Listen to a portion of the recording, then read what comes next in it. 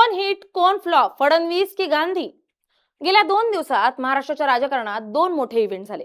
एक झाला पुण्यात, जिथं लोकसभेचे विरोधी पक्षनेते राहुल गांधी यांनी छात्रों की गूंज कार्यक्रमातून विद्यार्थिनींशी संवाद साधला. आणि दुसरा कार्यक्रम आजच झाला नागपुरात, जिथं राज्याचे मुख्यमंत्री देवेंद्र फडणवीस यांनी मंथन फॉर युवा अभियानाचा भव्य समारोप केला.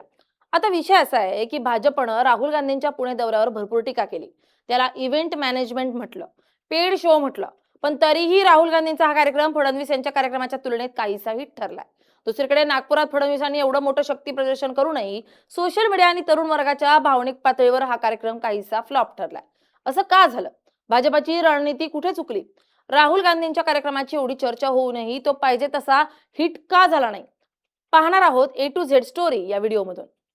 नमस्कार, मी स्नेहल चौधरी. आपण पाहत आहात एल एस मराठी. आधी समजून घेऊया पुण्यात नक्की काय घडलं. राहुल गांधींच्या कार्यक्रमाचं नाव होतं छात्रों की गूंज, पण तिथे कोणतेही राजकारण किंवा भाषणाबाजी झाली नाही. राहुल गांधींनी तिथे अत्यंत संवेदनशील आणि नॉन पॉलिटिकल मुद्द्यांना हात घातला. त्यांनी सरळ सरळ मुलींच्या रोजच्या संघर्षाला वाचा फोडली. राहुल गांधींनी मुलींशी बोलताना सांगितलं की स्त्रियांवर होणारी हिंसा फक्त शारीरिक नसते. त्यांनी हिंसेचे 3 प्रकार सांगितले. पहिली जन्माच्या वेळी होणारी हत्या, दुसरी शारीरिक अत्याचार आणि तिसरी म्हणजे आर्थिक बंदिशी. त्यांनी पालकांच्या मानसिकतेवर बोट ठेवलं. मुलाला शिकवण्यासाठी कर्ज काढणारे आई वडील मुलीच्या बाबतीत मात्र तिचं लग्न करून मोकळे व्हायचा विचार का करतात, हा प्रश्न त्यांनी उपस्थित केला. लग्न आणि घरगुती कामांमुळे मुलींचं शिक्षण कसं सुटतं यावर त्यांनी भाष्य केलंय. मुलींना समाज ज्या पिंजऱ्यात बंद करतो तो पिंजरा तोडून बाहेर पडण्याचं म्हणजे पिंजरा तोडो आणि बी लाऊड बी प्राऊड असा नारा त्यांनी दिला. जेव्हा एखादा राष्ट्रीय पातळीवरचा नेता तरुण मुलींच्या सुरक्षिततेवर, त्यांच्या स्वातंत्र्यावर, शिक्षणाच्या हक्कावर आणि त्यांच्या रोजच्या घरातल्या घुसमटीवर बोलतो, तेव्हा तो संवाद थेट काळजाला भिडतो. तिथं काँग्रेसचा अजेंडा बाजूला राहिला आणि मुलींच्या भावनांचा विषय मोठा झाला. म्हणूनच भाजपनं कितीही विरोध केला तरी तरुणींनी या कार्यक्रमाला डोक्यावर घेतलं आणि राहुल गांधींचा हा कार्यक्रम हिट ठरला.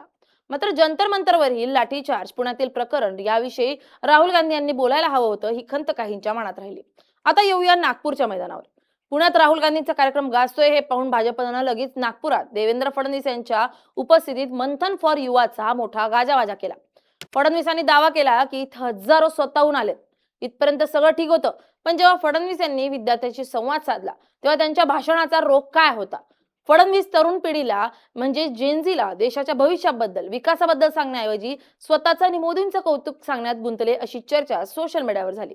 त्यानंतर माध्यमांशी बोलताना त्यांनी आरोप केला की राहुल गांधींचा पुणे कार्यक्रम म्हणजे फक्त री-लॉन्चचा प्रयोग होता. तिथे 25-25 हजार रुपये देऊन इन्फ्लुएन्सर्स बोलावले होते. फडणवीसांनी महिला आरक्षणाचा मुद्दा काढला आणि राहुल गांधींनी त्याला कसा विरोध केला हे सांगायला सुरुवात केली. आता इथेच खरी गेम आहे. आजचा जो जेनझी तरुण आहे ना, त्याला 24 तास फक्त राजकीय चिखलफेक आणि एकमेकांचे आरोप प्रत्यारोप ऐकण्यात अजिबात रस नाहीये. पुण्यात राहुल गांधी मुलींशी संवाद साधत होते, त्यांचे प्रश्न ऐकत होते. तिथे कोणतेही राजकीय भाषणबाजी नव्हती. पण नागपुरात मात्र भाजप फक्त आणि फक्त राहुल गांधींवर टीका करण्यात धन्यता मानत राहिली. तरुणांना काय हवंय? त्यांना त्यांच्या करिअरबद्दल, रोजगाराबद्दल, शिक्षणाबद्दल आणि स्वातंत्र्याबद्दल ऐकायचंय. पण जेव्हा तुम्ही तरुणांच्या व्यासपीठावरून सुद्धा जुनाच राजकीय राग आवळता, तेव्हा तरुण वर्ग तिथून मानसिकदृष्ट्या लांब जातो. या संपूर्ण प्रकरणावरून एक गोष्ट स्पष्ट होते की भाजपनं हा विषय अत्यंत चुकीच्या पद्धतीने हाताळला. जर राहुल गांधींचा कार्यक्रम इव्हेंट मॅनेजमेंट होता, तर नागपूरचा कार्यक्रम काय होता? तिथेही ढोल ताशे, ध्वजधारक आणि वर्ल्ड रेकॉर्डचे प्रयत्न म्हणजे इव्हेंट मॅनेजमेंटच होतं ना. पण फरक असा पडला की राहुल गांधींचा इव्हेंट इमोशनल कनेक्ट निर्माण करू शकला, कारण त्यांनी तरुण मुलींच्या संवेदनशील भावनांना हात घातला. दुसरीकडे मुख्यमंत्री फडणवीसांचा कार्यक्रम फक्त एक पॉलिटिकल शो बनून राहिला, जिथं तरुणांच्या प्रश्नांपेक्षा विरोधी पक्षावरची टीका जास्त महत्त्वाची ठरली. आजच्या जेनझी तरुणाला गृहीत धरून चालणार नाही हे या दोन्ही कार्यक्रमांनी दाखवून दिलंय.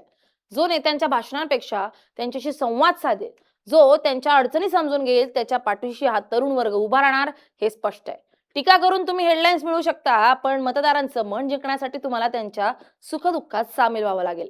तुम्हाला काय वाटतं? राहुल गांधींनी तरुणींच्या भावनांना हात घालून बाजी मारली की फडणवीसांचं शक्ती प्रदर्शन सरस होतं? तुमचं मत आम्हाला खाली कमेंट बॉक्समध्ये नक्की कळवा. Bureau report, L S Marathi.